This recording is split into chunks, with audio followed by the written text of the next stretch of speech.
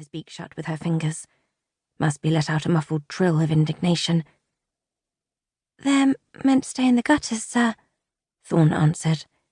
"It's just that Mr. Orendown, he's my father's friend, you see, and he lets me take my breaks in his garden." Master Twain waved his hand. "At what age do I typically prefer to hire my sweeps?" Thorn swallowed hard.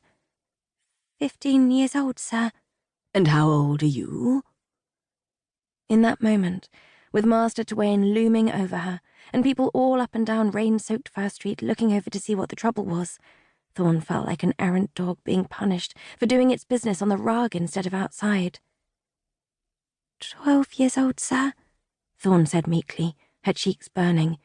"And why did I agree to hire you?" Thorn answered, but it came out so soft that only Mafi could hear it.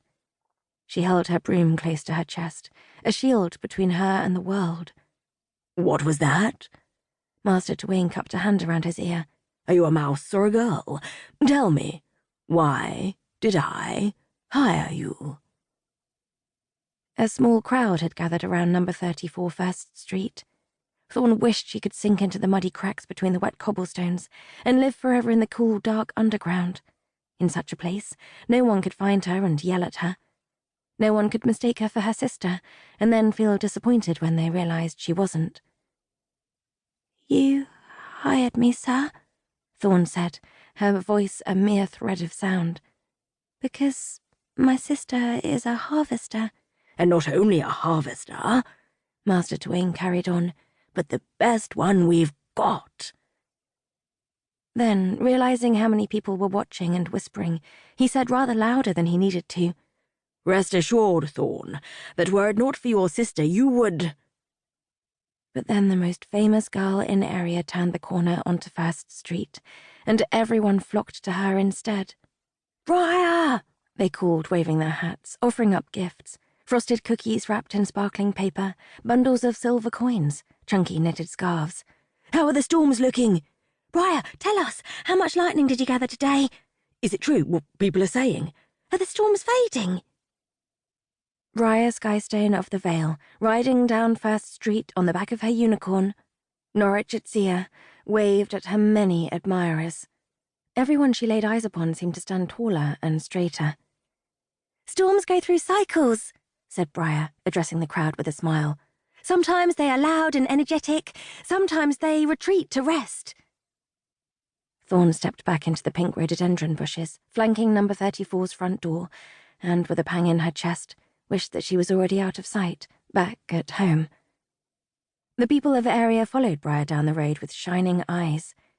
A bold few even rushed forward to drape garlands of paper flowers around Norwich neck. Brier looked exactly like Thorn in every respect. Same pale skin, same large brown eyes, same long wavy brown hair.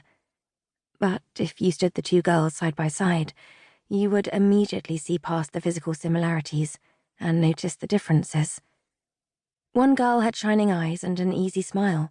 One girl wore her hair in a tidy, practical bun, rather than letting it fly about loose and tangled.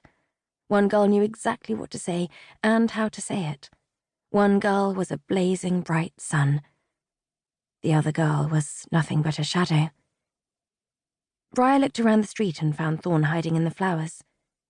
Then she glanced at Master Twain, who was still scowling. Brier's mouth tightened. She turned Norro toward number 34. Thorn shrank back into the bushes. Maybe if she wished it hard enough, she would truly disappear. "Please, don't worry," Brier was saying to the crowd. "And please don't listen to rumours. Norro and I work in the mountains every day. We see the storms up close. If there was reason to worry, we'd be the first ones to tell you.